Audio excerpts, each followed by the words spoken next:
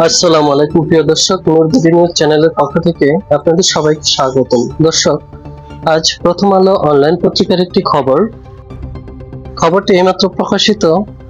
SSC পরীক্ষার ফলাফল প্রকাশ 10 জুলাই। চলতি বছরে এসএসসি ও সমমানের পরীক্ষার ফলাফল 10 জুলাই প্রকাশ করা হচ্ছে।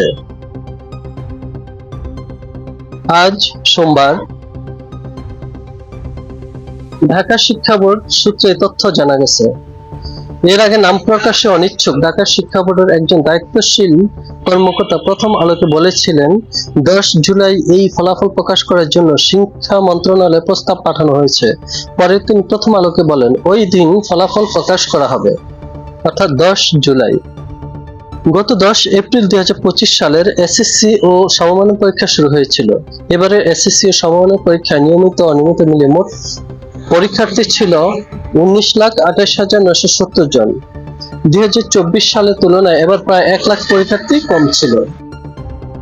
তবে এবছর অনুপস্থিত পরীক্ষার্থী বেশি ছিল। যেমন এসএসসি সমমানের পরীক্ষায় 11টি শিক্ষা বোর্ডের অধীনে প্রথম দিন অনুপস্থিত ছিল 26,928 জন পরীক্ষার্থী, অর্থাৎ তারা পরীক্ষার জন্য ফর্ম পূরণ করেও পরীক্ষা দেয়নি। প্রিয় দর্শক, ভিডিওটি যদি ভালো লাগে তাহলে একটু সাবস্ক্রাইব করবেন। আল্লাহ হাফেজ।